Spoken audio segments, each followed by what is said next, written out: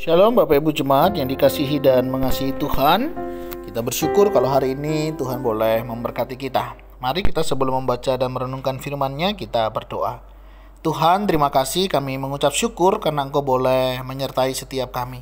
Sebentar kami akan membaca dan merenungkan firman-Mu. Berfirmanlah dan biarlah kami mengerti apa yang menjadi kehendak-Mu di dalam hidup kami. Kami berdoa di dalam nama Tuhan Yesus Kristus. Haleluya. Amin. Ayat kebenaran firman Tuhan yang menjadi bacaan kita hari ini terambil di dalam kitab Wahyu pasal yang ketiga, ayat 14 sampai 22. Saya akan membacakan di ayatnya yang ke-19. Barang siapa kukasihi, ia kutegur dan kuhajar. Sebab itu relakanlah hatimu dan bertobatlah. Amin. Demikian firman Tuhan, mari kita merenungkannya. Bapak Ibu Saudara yang dikasihi dan mengasihi Tuhan, saya yakin dan percaya setiap kita pernah ditegur, atau mungkin dalam bahasa yang lain tuh dihajar begitu ya, karena kita melakukan sesuatu. Mungkin pada saat kita ditegur atau kita diperlakukan tertentu oleh orang tersebut, tentu kita biasanya marah, kita bisa jengkel, kita bisa tidak suka karena apa yang dilakukannya. Tapi tahukah Bapak Ibu Saudara, kenapa mereka demikian? Ya, mereka melakukan demikian karena mereka sebenarnya mengasihi kita. Coba bayangkan jika kita salah, kita didiamkan, berarti sebenarnya dia tidak senang dengan kita, karena dia lebih senang dengan kejatuhan kita. Dari sini kita belajar satu kebenaran firman Tuhan dan cara Tuhan menyatakan kasih-Nya kepada umat-Nya. Tuhan menegur ya, bahkan tidak sedikit kadang Tuhan hajar ya. Di dalam terjemahan yang lain itu Tuhan memberikan cambuk ya kepada orang yang dikasihinya. Kenapa demikian Bapak Ibu Saudara? Karena Tuhan mau kita sadar dan menyadari akan keberdosaan kita sehingga kita hidup lebih baik. Sama di dalam kehidupan kita, misalnya kita sebagai orang tua, kita tahu anak kita melakukan sebuah kesalahan. Apa yang Bapak Ibu lakukan? Ya, pasti kita akan memarahinya. Bisa jadi kadang tongkat pun kita berikan. Apakah karena kita benci? Tentu tidak. Itu bukan karena kita benci, bukan, tetapi karena kita menyayangi dan mengasihinya.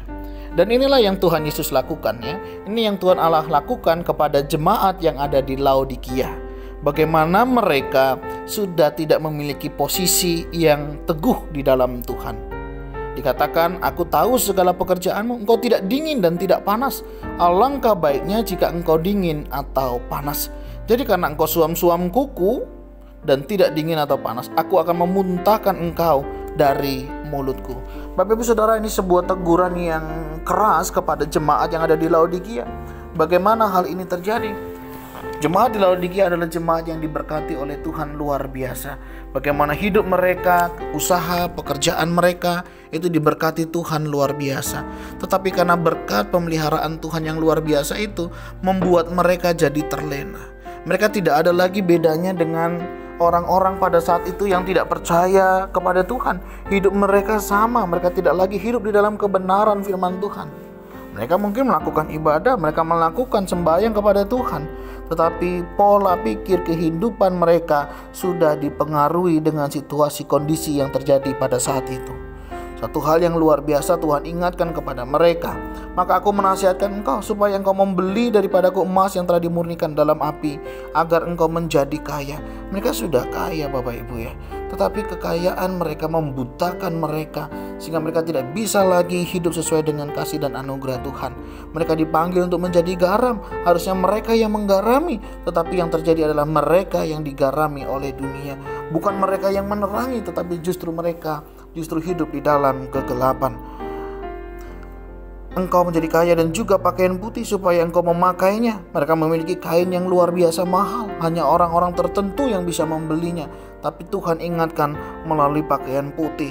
adanya kesederhanaan, adanya sebuah kesadaran di dalam hidup mereka, agar jangan kelihatan ketelanjanganmu dan memalukan, dan lagi minyak untuk melumas matamu supaya engkau dapat melihat. Ini adalah sindiran dari Tuhan. Mereka memiliki kekayaan yang luar biasa, mereka punya penghasilan kain yang luar biasa, dan mereka memiliki sebuah balsam begitu ya, itu luar biasa untuk mengobati sakit penyakit Bapak Ibu Saudara. Tetapi semuanya ini membuat mereka terlena dan membuat mereka lupa kepada Tuhan. Oleh sebab itu Tuhan menegur mereka, Tuhan mengingat-ingatkan mereka supaya mereka sadar dan kembali kepada panggilan mereka sebagai anak-anak Tuhan.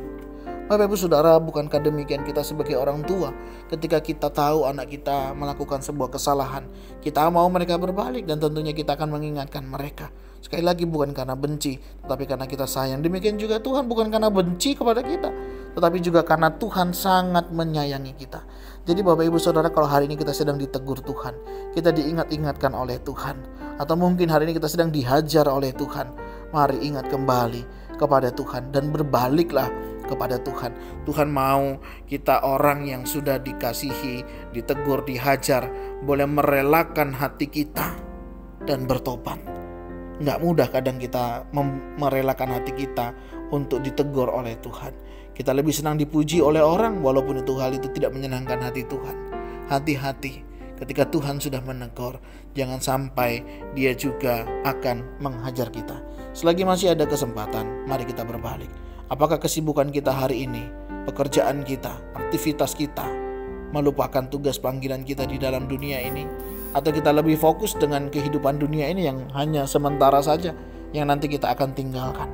Ingat, ada satu pekerjaan kekal yang mau Tuhan kerjakan di dalam hidup kita. Dan pada saat kita nanti kembali pulang, Tuhan akan berkata, "Mari hambaku yang setia." Pertanyaannya, sudahkah hari ini kita menjadi hamba yang setia di tengah dunia ini? Apa yang menjadi fokus di dalam hidup kita? Duniakah atau pekerjaan kekal yang sudah Tuhan titipkan di dalam hidup kita? Saudara boleh bekerja, saudara boleh beraktivitas, saudara boleh melakukan banyak hal, tapi jangan lupa ada tugas kekal yang Tuhan berikan di dalam hidup kita untuk kita kerjakan dan selesaikan sebelum kita kembali kepada Tuhan kita. Mari ketika engkau ditegur, ketika kita diingatkan oleh Tuhan, segera menyadari dan segera berbalik melakukan tugas panggilan kita masing-masing dengan baik.